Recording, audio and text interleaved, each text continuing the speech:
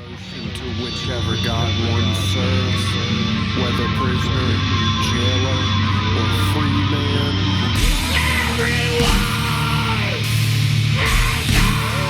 It's been a while, hasn't it?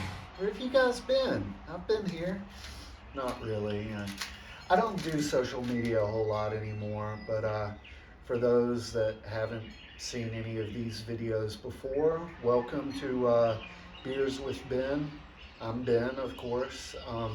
Also, the sole person behind the Tritagonist band. That's my brand. You know, it's kind of weird saying that, but you know, that's the times we live in. You know, have to have your brand and stuff like that. If you've never seen the episodes of South Park that sort of do deal with that, it's great stuff. Great stuff. But so let's get into it. Beers with Ben. Today we've got Donner and Blitzen. I guess this was left over from Christmas at my local grocery store. Hopefully it doesn't kill me. I'm sure it's good. It's a spiced Belgian strong dark beer. It has that on the label there.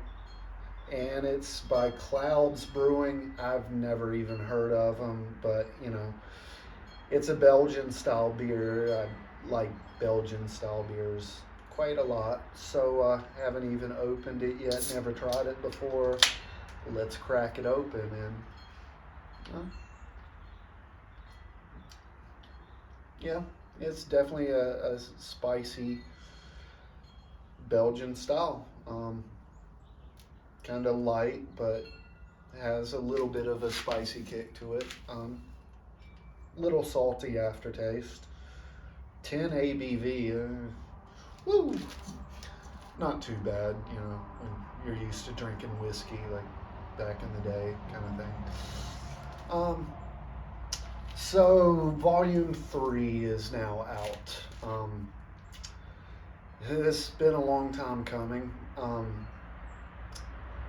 It's called The Inhumane Society. That's the title of the Volume 3 album. And of course, that is a play off of, you know, the idea of the Humane Society. I basically wanted to play off of that because, okay, the Humane Society deals with animals and such, which is obviously a good thing. I love animals. Animals are great, right? I just think it's strange at times that as humans we will treat animals better than we treat our own people. I'm not even saying that as like a political statement, because I think a lot of people nowadays will make that into some sort of politicized,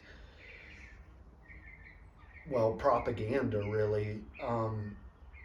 But I merely say that as just a statement of fact of it's just what I see in the world. And so Volume 2, there really wasn't many other people around the protagonist, the main character. In this volume, he's still dealing with seclusion and such, being in this prison environment, which is like a city to itself. But there are more people involved in this, other characters. But yeah, he's still kind of dealing with being plagued by loneliness and seclusion within this prison. So, you know, for the music and all, sorry if that picked up. I guess my neighbors are beeping their horn for some reason. So anyway, I started re-recording and doing the drums for these songs really last summer of 2022. yeah, I really kind of got to a place where I was already done with the volume two songs. I was producing, the artwork and doing some finalizing with mixing and such. Um, and I just pretty much was done with the music and vocals and yada yada yada for volume two, and just did not take any break. Just got into it with volume three right away.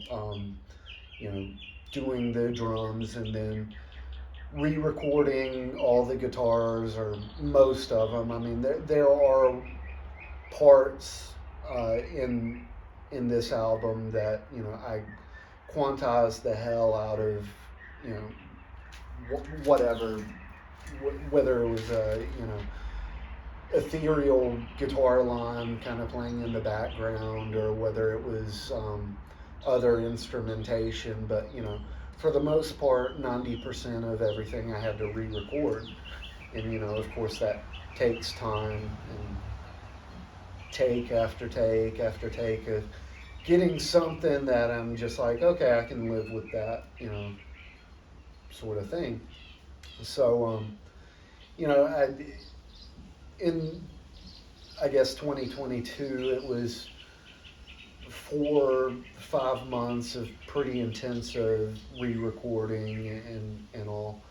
But the initial like rough drafts of these songs, at least 6 out of 7 of them were recorded uh, late August through late February or early March of 2019 through 2020. So it was August before the pandemic began through like a month or so before the pandemic and the lockdowns began. Um, and it worked out this way for volume three, being these songs in this time period, this time frame, um, because as I mentioned at the end of the last video, from how many months has it been? 5 6 months. Um, that this woman that I believed in faith and hoped that I would marry, um, she married some other dude. Um, I don't want to hype it up, I guess is the right phrase, um, to sound like some ultra traumatic event. But at the same time, finding that out was a traumatic event for me, because I had made, this decision to wait on her, and had spent literally years, years that kind of felt wasted at that point. Um, it, it, I had no idea. I was completely blindsided by it. I had no idea that she was engaged or anything. There was no real clues. You know, I figured that she was seeing somebody only because she, a few months before that changed her profile picture, on like Facebook or whatever. Um, so yeah, like I figured she was seeing somebody, but had no idea that like she was getting married or anything until like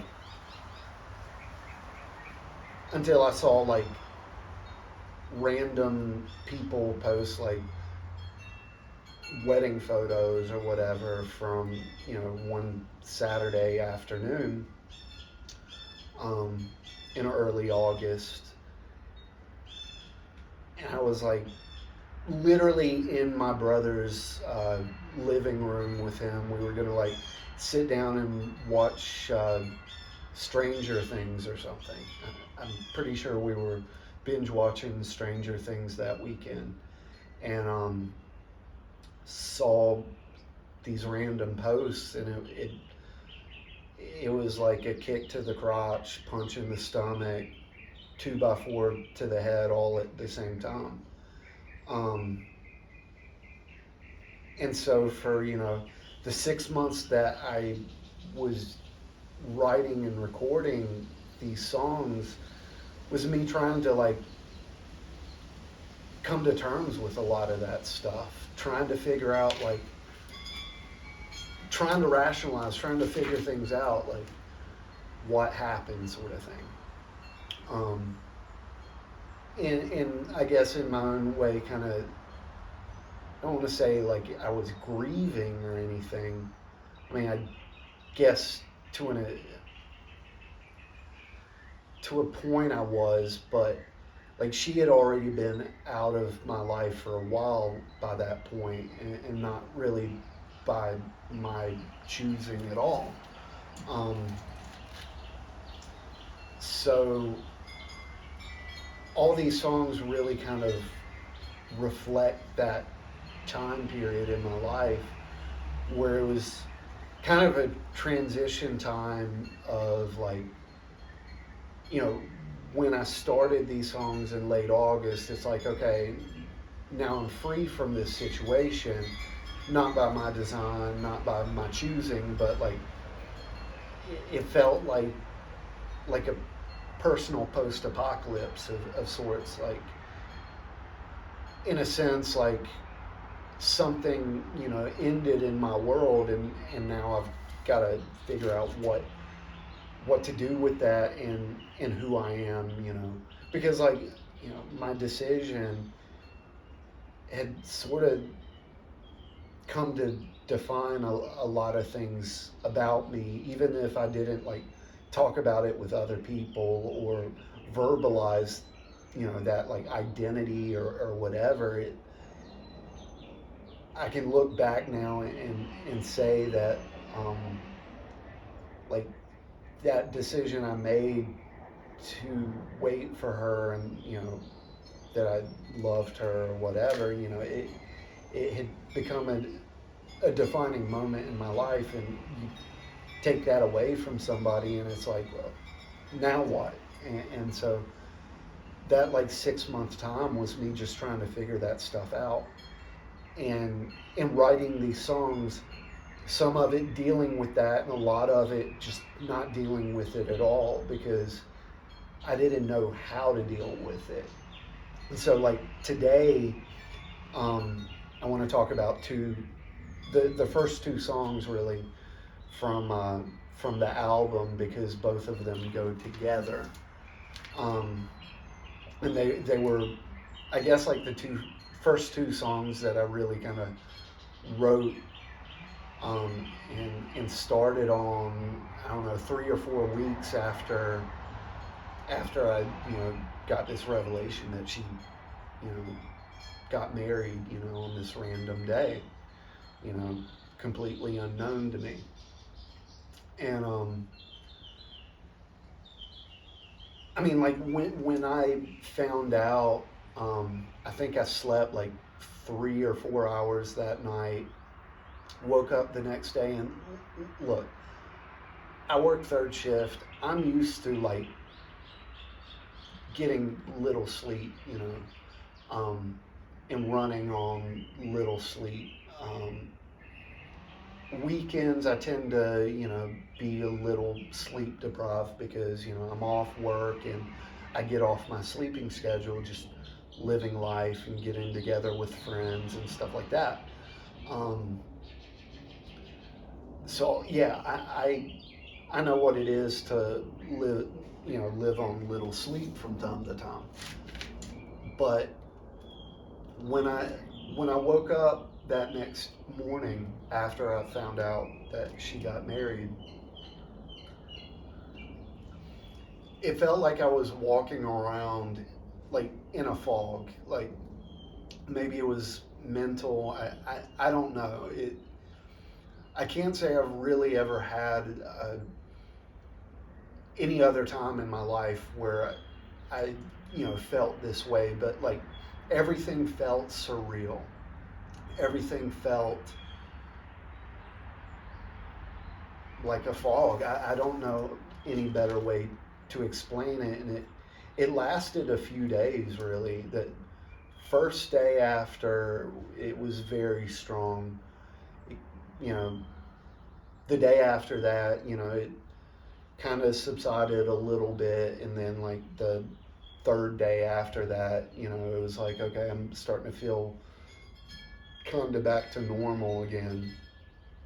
But anyway, when I wrote the first two songs for this album, I I wanted to write something heavy, um, but I didn't want it to really be about her, and maybe not even necessarily about the time leading up to any of that. In a lot of ways, when I wrote these first two songs, I think I know what I was aiming for, but at the same time, a lot of it kind of doesn't make sense to me now. Um, these first two songs are more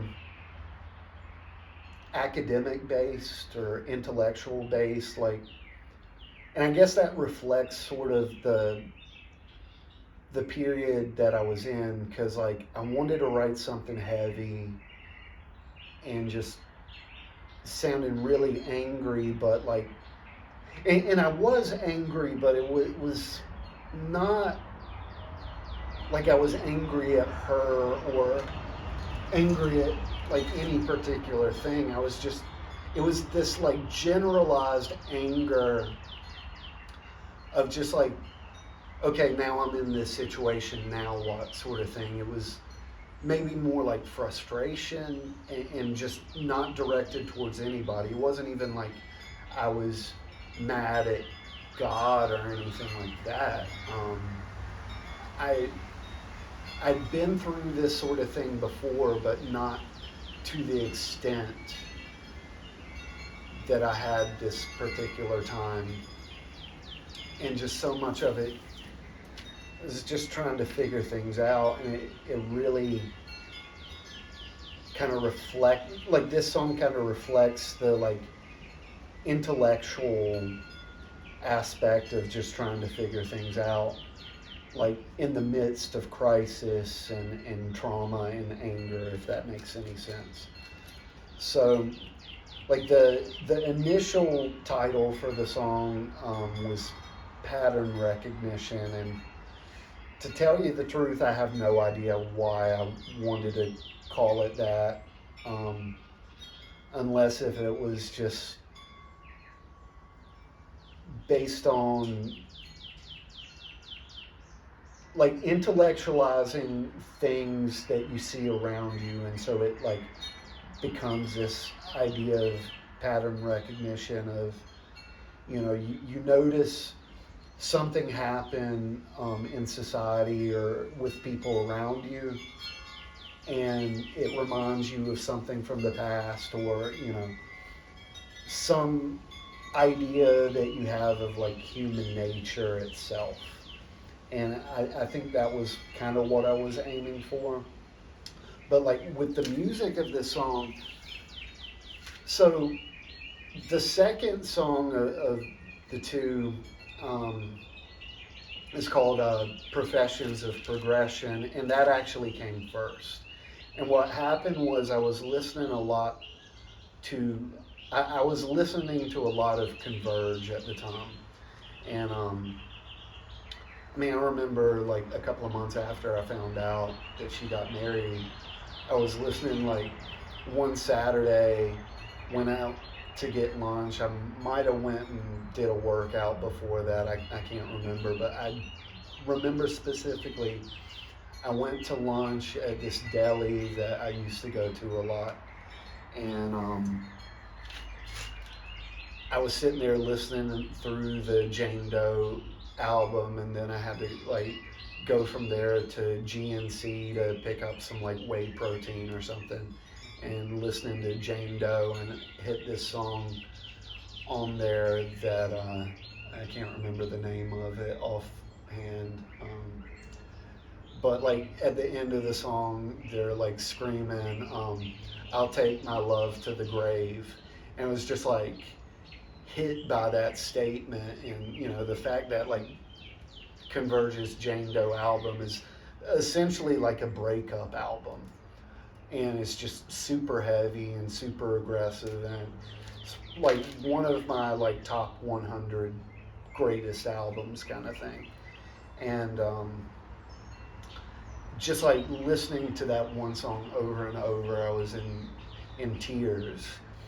And then I was going and listening to their No Heroes album, and I remember, I think I was at the gym one day, and I like earlier that year, like back in the spring, and I heard the song Plagues for the first time, and like the way it intros and begins, I was like, what the hell is this? Like, this doesn't make sense to me. I mean, yeah, it's rhythmic, like, but just like the musical choice of just like starting out with these heavy guitar riffs that like last like 2 minutes or something like that until like the song really kicks in. Like, I didn't get it until the rest of the song kicked in, and I was like, holy crap, this song right here is the kind of stuff I want to write.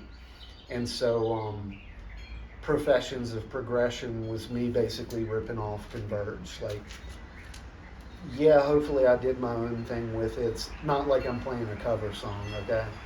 I'm playing a different tuning. It's a lot lower tuning than what they do, which I think was like C or C sharp or something.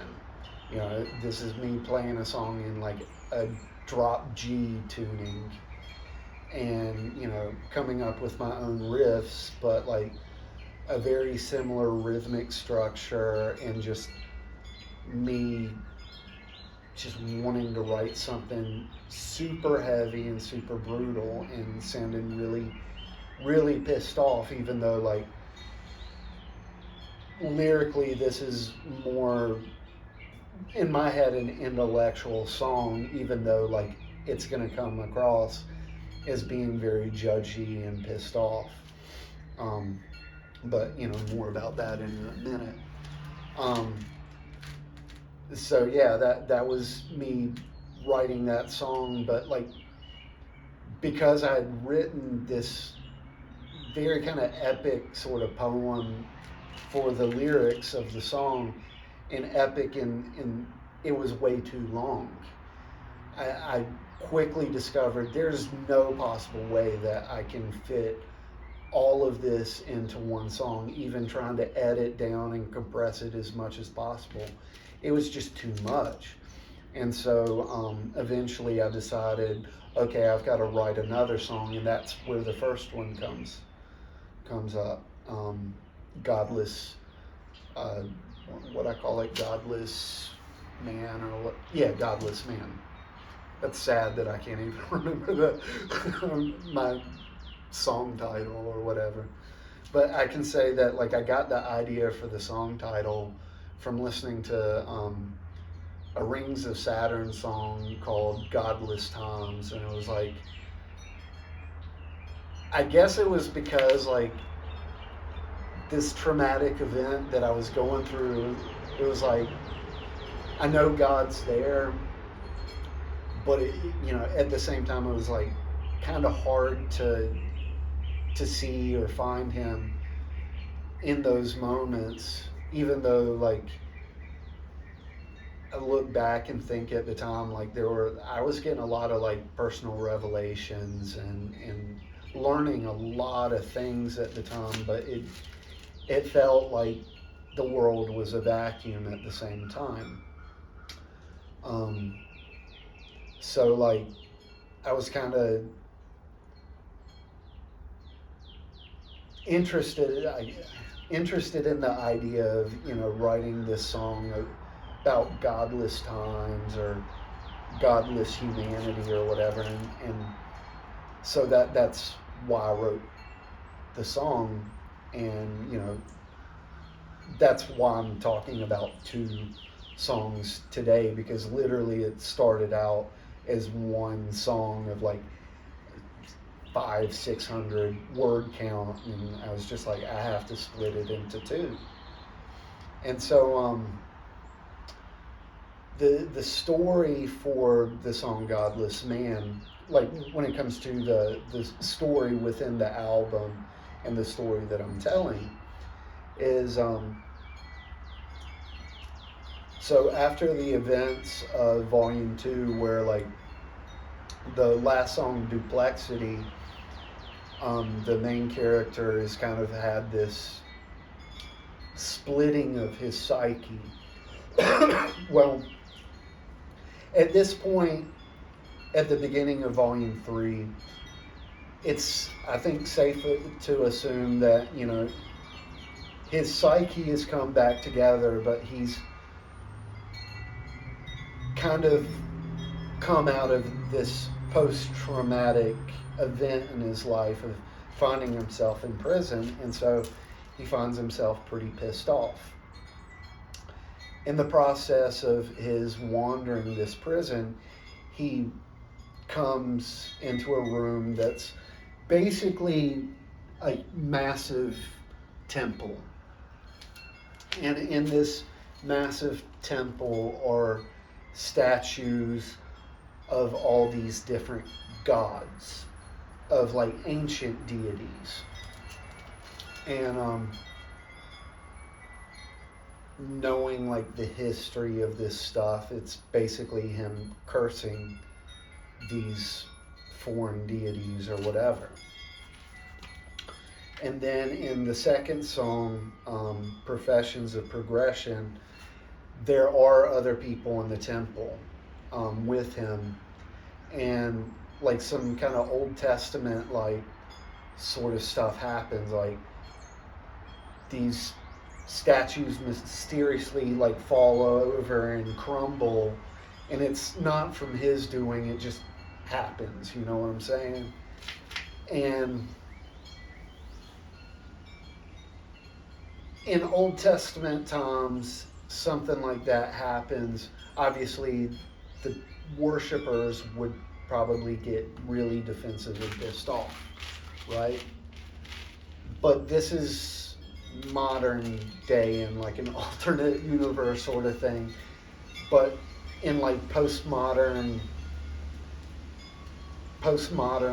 ethos, nobody seems to care. Like, the protagonist is obviously happy that these gods are mysteriously destroyed, but the other people just don't really give a shit, to say it bluntly. And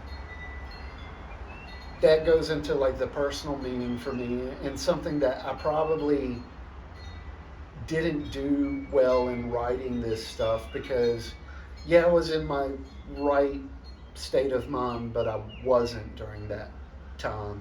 I was in control of myself. I didn't have like a mental breakdown from finding out she got married, but like I was angry, in just a generalized anger, not like angry at her. Like, I can honestly say that, but just angry at the situation itself and trying to figure things out. And because of that, like, I wasn't in like the best state of mind, if that makes sense. And so what I was aiming for in the lyrics to these two songs had less to do with the deities themselves and more to do with like a statement of civilization and humanity itself, and just like, what's the phrase I'm looking for? Like, I guess like the negative aspects of the human condition and human behavior. And so like the very beginning says, with personas projecting ethic and nobility, with devotion to whichever god one serves, whether prisoner, jailer, or free man, everyone has a master. And that's kind of where that's the foundation of what I think when it comes to people in general. Is that like even atheists have their master. And it's not up to me to point out from person to person who that master is or whatever, but I really do think everyone has their own God. And if there's any like judgy thing for this, look, I have like friends or have had friends and have current friends that I care deeply about who simply put are pagans. Um, like I have a friend who she made like Yuletide logs a couple of months ago, um, and like praying to Zeus and praying to these ancient like Roman deities and praying to Odin while like creating this thing. And like I don't believe in that sort of stuff, but like I genuinely don't want to like piss her off or anything like that, because at the end of the day what she believes is what she believes, even if I don't believe in it myself, and even if she doesn't believe in Jesus and Christianity like I do. Like I care about her because she's my friend, so I obviously don't want to like piss off somebody I care about, right? And even like people watching this who are atheists or worship whatever you worship, like obviously I don't want to piss you off either. Like that isn't what I want to do at all. I guess at the same time, it's me dealing and grappling with the idea that, well, so one of, I guess, the ideas that I have is based off of this book called The Misunderstood God. I think I've referenced it before in like another chapter of this.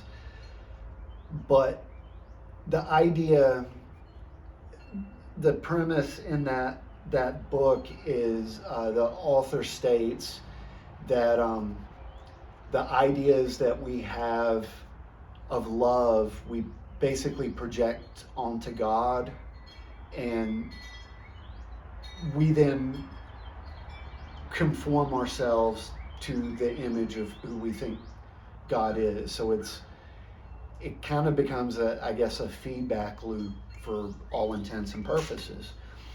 And then there's this other idea from a famous philosopher named Marshall McLuhan, I believe, is the one who said this, that basically he said, our tools shape us, or we shape our tools, and in turn our tools shape us. And he uses that in reference to like technology, like the idea that the automobile we created as an extension of our legs, and because of that tool it becomes almost a part of us. It shapes how things are now as a society. That okay, you don't work in your community anymore like you would 150, 200 years ago.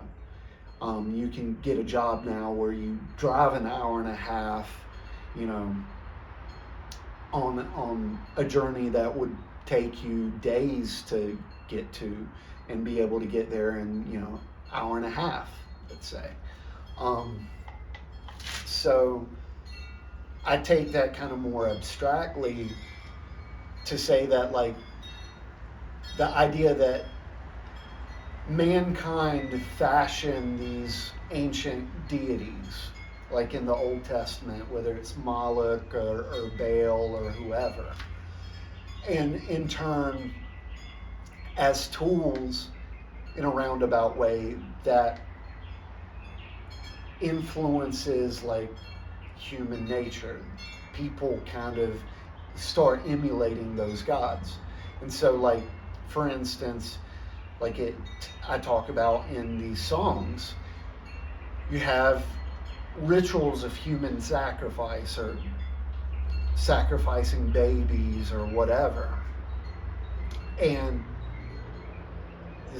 this perhaps a human invention.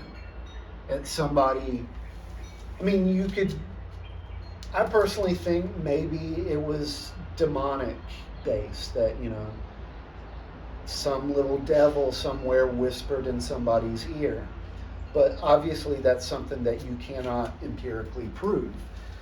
So, even if it isn't that, what's even more strange is that this would be a human invention. Like, in some ways, that's even more horrific, because this is like men getting the idea that, oh, my God wants me to placate him, so I'm going to take a little baby and slit its throat. Like, that's obviously pretty messed up. And I'm sure there are people being like, well, what about, Abraham? Point taken, but that's why Christianity is appealing, is that we have God actually intervene and say, no, you're not sacrificing your son, here's a lamb instead. And the idea of that it requires not man placating God through violence, but God himself ending the cycle of violence that mankind started. That's, how I like to view that stuff. But, these two songs really are just, was me, like, actually it started, there's a line in it that deals with, like, Herculean deeds, I think I say it, and reference. I make a reference to the story of Elijah and him against the Baal worshippers, and the idea for this song, I believe, started with that, because I was looking into it, and there's like apparently a theory that that basically this version of Baal, because there's arguably like 80 some different versions of Baal, through like Old Testament times. Baal is kind of like a generalized title of sorts for this, supreme deity in this like Mesopotamian, that whole like Middle Eastern region, and that essentially those Baal worshippers, the theory is that that version of Baal, their god, was like a proto version of Hercules.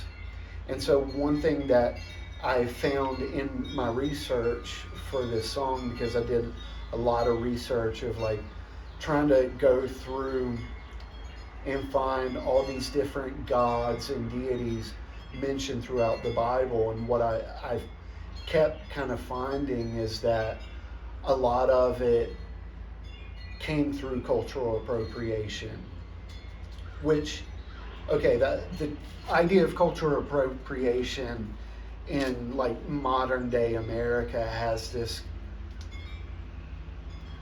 woke connotation to it, and I don't mean it that way at all. I mean it, I think a lot of people today use it with a negative connotation as like a value statement against other groups of people that they think are stealing other people's cultures. um, which some of that has validity to it, but in a lot of ways, I think it's not very valid at all. One of my case in points, I mean, if you think about it, most, if not all, of our technology nowadays derives from somewhere, somewhen else. Geometry was kind of pretty much developed during like the Islamic Golden Age, and we have geometry in throughout the world today because of the Crusades. And obviously, the Crusades weren't a good thing, but at the same time, the Crusades became a means towards getting these different intelligent scientific breakthroughs and stuff into northern Europe and stuff like that. So I don't think about cultural appropriation in this song with some negative connotation. I kept finding that a lot of the gods that are briefly mentioned or whatever, a lot of um, a lot of scholars and theologians will say, well, this god here may reference to some Egyptian deity that may have traveled from ancient Egypt into like Mesopotamian or Babylonian regions, or these gods might have been ended up being appropriated later and taking on names that we would know better in Greek or Roman pantheons. So like, let me see if I can find a specific example here in my notes. Because I've got pages worth of notes and I'm not going through all of it. So there was one of them that I don't think I mentioned it specifically in the song, but I had it in my notes, is a deity called Chiun, Chiun. And I have written down from like the research that it was probably a statue of like Assyrian or a Babylonian god, but it was supposed to coincide with like the planet Saturn. And so it was like Chion has like a Semitic name, but like later on maybe influenced, the like Roman Saturn sort of thing.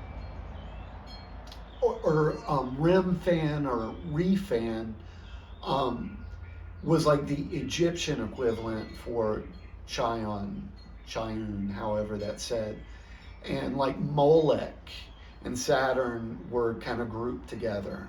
So a lot of this like human sacrifices were to Saturn, or I mentioned Pan in there, and like I said, I don't have a lot of time to go into that stuff, but I learned initially about the idea of Pan and the gates of Hades and stuff like that in the New Testament, from like Caesarea Philippi, like 20 some years ago. And when this is specifically when Peter makes the proclamation, well, you're the Messiah, the Son of God, sort of thing. And Jesus says to him,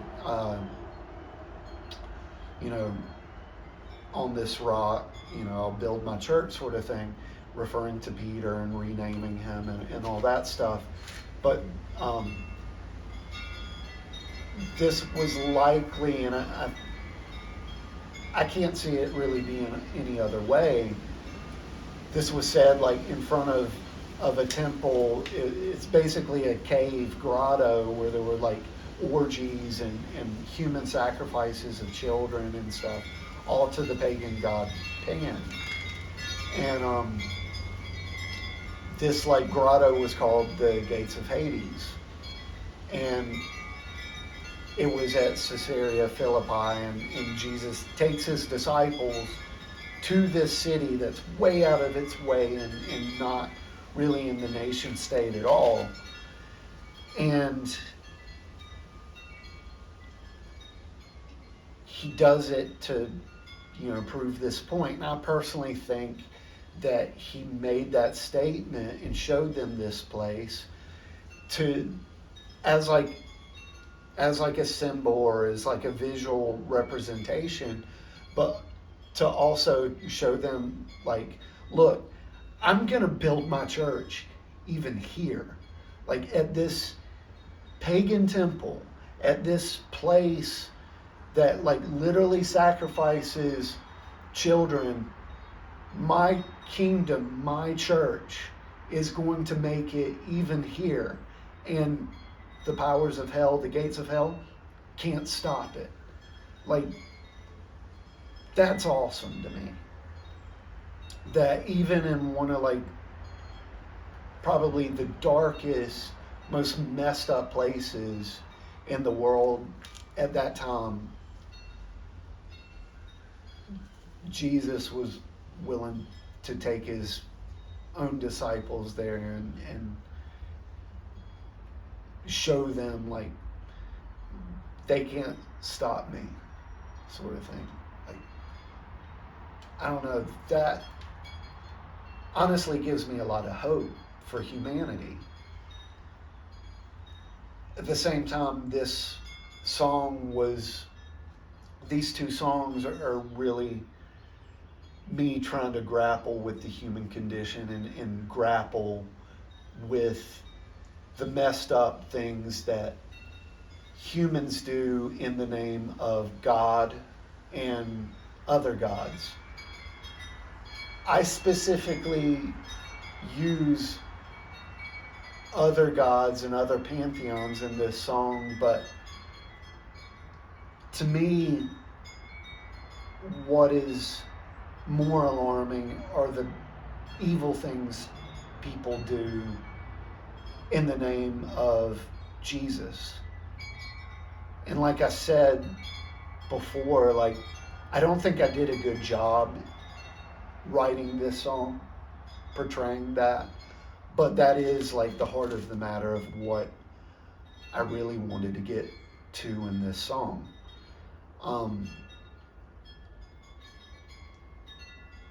I reference in the first song, Godless Man, the idea of like, yeah, those gods, that was then, this is now, all that stuff doesn't count anymore.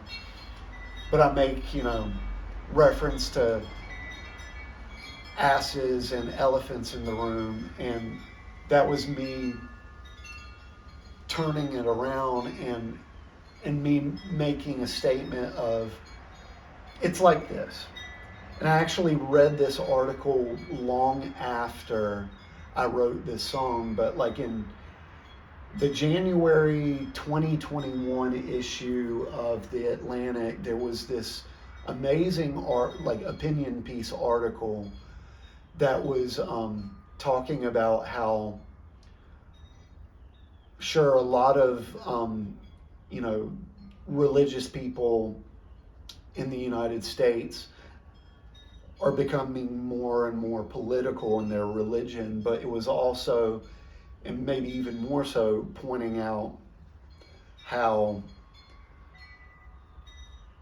the political nature of this country is becoming more and more like a religion. And it was really doing that, pointing at both sides of the aisle, for that matter.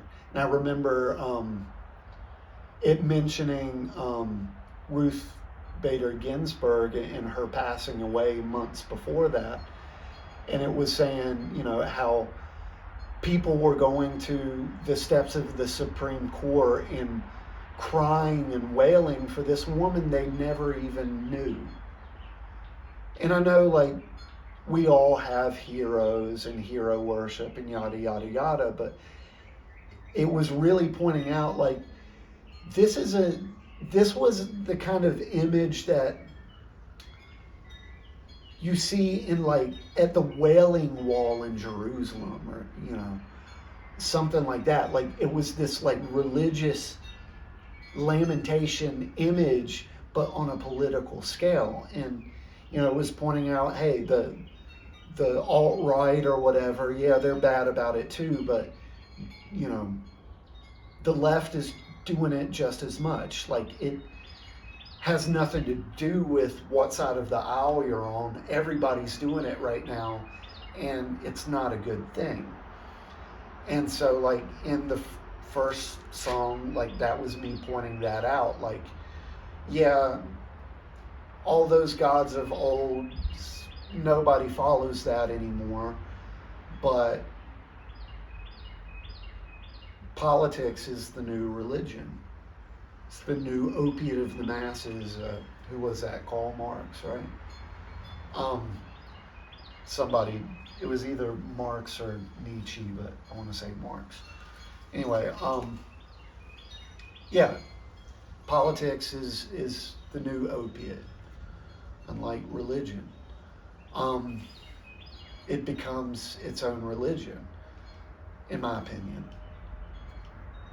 And then the second song was really me trying to point out, let's see in my notes,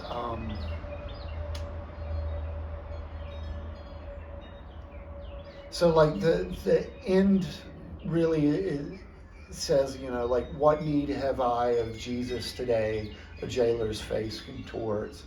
And, like, all these people saying, well, there's these statues, they're broken now, but I don't need any God.